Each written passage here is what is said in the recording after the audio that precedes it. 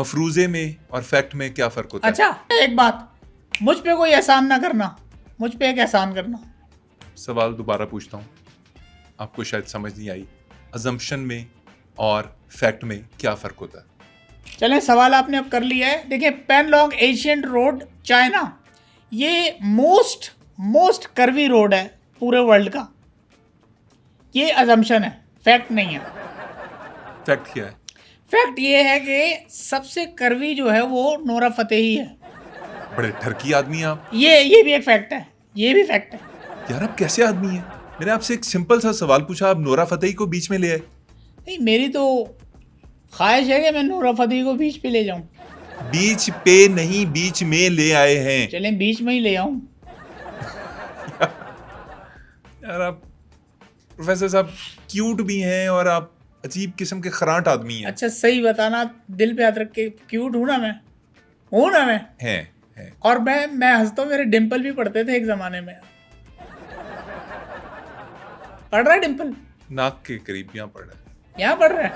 है, ये अंदर अच्छा, नाक। वो एज हो गई ना, वो यहाँ से होते होते उम्र के साथ डिम्पल बढ़ जाता है, इधर आ जाता है। डिम्पल भी ट्रेवल करता है। जैसे दरख्त आप काटते हैं ना, किसी भी दरख्त की उम्र मालूम करनी हो तो उसकी लेयर्स होती हैं बनी हुई। जैसे आपने एक दरख्त काट लिया, दरख्त आपने काटा, काटा। महकमा जंगलात वाले आ गए आपको लेके पकड़ के, क्योंकि आपने दरख्त क्यों काटा। आपने खुद ही कहा था कि दरख्त काटे उसकी उम्र पता चलेगी। मतलब मैं एक बात कर रहा हूँ, दरख्त के अंदर जो लेयर बनी होती हैं, जैसे 1 2 3 4 5, जितनी लाइनें होंगी उतनी ही उसकी साल की उम्र होगी। अच्छा, ये मैंने भी पढ़ा हुआ है कि ये होता है, क्योंकि आपने पढ़ा नहीं है, आपने देखा होगा। ये क्या मतलब तलवारबाजी कर रहे हो पेन के साथ? ये मैं एक उस्ताद के सामने इस तरह की हरकत नहीं करें आप। और ये बदतमीजी होती है या ना करें। वो आपको पता नहीं है?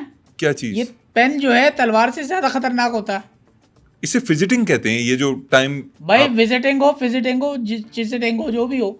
एक दफा मैंने भी ये पेन यूं करके पीछे रखा था और मैं बैठ गया था, उसमें पता नहीं चला था, बेध्यानी में। ये खतरनाक होता है। आपकी उंगली देखो, पहले भी कटी हुई है। आपको तब पता चला कि पेन जो है तलवार से ज्यादा खतरनाक होता है? बहुत खतरनाक होता है, इसकी धार बहुत खतरनाक है। कलम जो है वो दुनिया के तमाम असलहा जात से और मसाले जात से तेज है। अच्छा, यही बता दें कि ये पेन को असलहे से ज्यादा खतरनाक क्यों कहा जाता है? आप इतने अक्लमंद हैं, पता चल जाती है आपकी अक्लमंदी। देखिए, अब चूंकि पेन का आपने पूछ लिया तो मैं इसका बता देता हूँ। इसकी भी एक रिसर्च है। जर्मनी में माइकल बेविन नामी 1685 यानी कि 1685 में बहुत बड़े मुहक्किक हैं, उन्होंने इसके ऊपर रिसर्च की थी। उन्होंने ये पाया कि ये तलवार से इसलिए ज़्यादा ख़तरनाक है। जैसे आप तलवार किसी को मारो, तलवार से तो देखें आपको लगी और खून वून निकल गया, आप फारिग हो गए, मतलब गए, मर गए। ये इतनी खतरनाक है, पेन इतनी खतरनाक चीज़ है कि ये आप रखेंगे ना तो स्याही निकलती रहेगी। अब स्याही निकलेगी, दाग लगेगा, रोज़ आप ये सजियत से गुजरेंगे। कपड़े आपकी बीवी को जो है वो धोने पड़ेंगे बार बार, और वो पहले कपड़े धोएगी, बाद में आपको तुन के धोएगी। ठीक है, इसलिए खतरनाक है। यस। देखें, जंगें जब ख़त्म होती थी ना तो जो लिखा जाता था आपस में, सुलहनामा या एक मुआहदा होता था, उसके अंदर भी आप देते थे, दो लोग अंदर जाते थे और एक बाहर वापस आता था। एक जो था वो उसको मार देता, यूं आंखें या देख के। आपने मूवीज में भी देखा होगा बहुत इससे, सारी ये पेन से। ये बहुत खतरनाक है। इसके अलावा आप एक और हिसाब लगा लो कि इससे फैसले नहीं हो पाते इसके बगैर, बड़े बड़े फैसले। मतलब जज साहब के पास अगर पेन ना हो तो लिखे किससे? तलवार से तो लिखेंगे, मतलब जैसे ही लिखेंगे फैसला तो फट जाएगा। इसीलिए पेन जो है वो बहुत जरूरी होता है, और ये बड़ा खतरनाक इसीलिए है। कलम जो है तलवार से इसलिए ताकतवर है। हाँ, लेकिन इससे भी खतरनाक है जबान।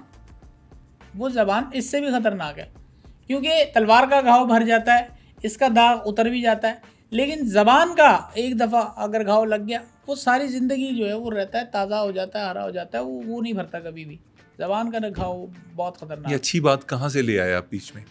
मतलब इतनी फजूल बातों के दरमियान में एक दानश्वरी की बात आपने कर ही। नहीं तो फिर इधर दोबारा टिल्ट करते हैं इसको मैं बताऊं ये और क्या खतरनाक है। इधर लाएं, देखिए मैं बताता हूँ इससे और क्या काम नहीं जाता। हाथ लेके आए, इधर हाथ लेके आए, करीब आए, मेरे करीब आए। इसको कहते हैं कड़की। इससे ये काम भी किया जाता है। ओए प्रोफेसर साहब, बुलाओगे शो में दोबारा ना? बुलाऊंगा प्रोफेसर साहब, छोड़े। ये तुम्हारी आवाजें, अगर कैमरा ना होता ना, ये सिर्फ आवाजें सुन ले होते। छोड़े प्रोफेसर साहब, क्या कुछ और समझ आती यार। प्रोफेसर साहब क्या कर रहे हैं? दर्द हो रही, क्या बेहुदा हरकत थी ये? बेहुदा हरकत? मैं तुम्हें बता रहा हूँ ना, एक्सपेरिमेंट करके बता रहा हूँ। माइक करीब करो, आवाज नहीं आएगी तुम्हारी। माइक करीब करो, यार मेरे ये क्या फजूल हरकतें करते नहीं हैं तो आप मुझसे पूछ रहे हो, मैं तो वही बताऊंगा ना। मैं वो उस्ताद ही नहीं जो थ्योरी पे चले, प्रैक्टिकल नहीं नहीं, मैं दिखाए। आपसे पूछूंगा कि सबसे खतरनाक गन कौन सी है, तो आप वो लाके मेरे ऊपर चला देंगे। अच्छा, मेरे साथ ये गंदी बातें ना करो, ये मैं नहीं करता भाई। गंदी बात नहीं कर रहा, मैंने गन की बात की है आपसे। नहीं भाई, आपका क्या है, आप जैसे लोग तो इस दौर में उस्ताद पे इल्जाम लगा देते हैं। आपने अपने करियर का आगाज कैसे किया था, पहली नौकरी कैसे मिली आपको? हाँ, ये आपने बड़ा इंटरेस्टिंग सवाल किया है। देखें, नौकरी की जहाँ तक बात है, और ये देखने वाले भी तो देख रहे हैं, नौजवान, उनके लिए भी है। नौकरी जो है ना, एक जब सर्टन एज हो जाती है इंसान की, जब वो तालीम से फारिगुल तालीम होता है, तो वो जब प्रोफेशनल मैदान में कदम रखता है, उसको बड़ी मुश्किलात होती हैं, दर दर जो है वो ठोकरें खानी पड़ती हैं। मेरे साथ भी होता। लेकिन मैं एक ट्रिक बताऊं, मैंने जो किया था, मैंने जैसे ही मैं अपने तालीम से फारिग हुआ, उसके बाद मेरे पहले ही इंटरव्यू में मुझे जॉब मिल गई थी। तो वो ट्रिक मैंने इस्तेमाल की थी, वही टिप मैं नौजवानों को भी दूंगा। भाई, जहाँ मेरा इंटरव्यू था, उन्होंने मुझसे एक ही चीज़ पूछी थी कि why we should hire you. Why we should hire you, हम आपको हायर क्यों करें? हाँ, मैंने कहा अगर तुम लोग अपने बाप से पैदा हुए ना, तो तुम करोगे हायर मुझे। और उन्होंने वो जवाब ही नहीं हुआ, उन्होंने साइन किया, बोला कल से आप आ जाएं। तो ये एक ट्रिक है, ये आप आजमा सकते हैं और नौजवान इस पे अमल कर सकता है। तो इस तरह मेरा आगाज़ हुआ था। मतलब आपने इतनी गंदी बात उनको कह दी कि अगर तुम मुझे नौकरी नहीं दोगे तो तुम अपने बाप के नहीं होगे, मतलब आपने ये कह दिया उधर? नहीं, वो बाप के थे तभी तो हायर किए मुझे। बाप के नहीं होते तो वो क्या हायर नहीं सिखा रहे हैं आप बच्चों को? ये इस तरह नौकरियां करेंगे हमारे नौजवान? अच्छा, नौजवानों की ना आप फिक्र छोड़ दें। आप हैं मिलेनियल, ठीक है, हम अल्फा लोग हैं, हमें कोई टेंशन नहीं होती। अल्फा? आप लूमड़ी लग रहे हैं। फिर आपने बदतमीजी की, कि फिर आपने गलत जो है वो चूज किए जुमला। जानवर बदलें, जानवर बदलें, बदलें जानवर। यार ये क्या गैरत का म्यार है आपका? जानवर बदल दूं तो आपके लिए ठीक है, यार लूमड़ी में क्या आप- प्रॉब्लम है? मैं- लूमड़ी में क्या प्रॉब्लम है आपको? उसकी तारीख सही नहीं है। नहीं, मैं ये चीज़, अच्छा चलिए, ये फजूल बात है। कुछ और चीज़ पूछे तो मैं आपको बताऊं। मुझे ये बताएं कि मर्द और औरत में धोखा कौन ज्यादा देता है? ये आपने इंटरेस्टिंग एक और क्वेश्चन मुझसे पूछ लिया। देखें, औरत और मर्द में जो धोखा देता है वो है कोयल। कोयल? जी, कोयल धोखा देती है। मर्द और औरत में सबसे ज्यादा धोखा कोयल देती कोयल है। देती है। साबित करें। देखे ना, मर्द का धोखा क्या होगा?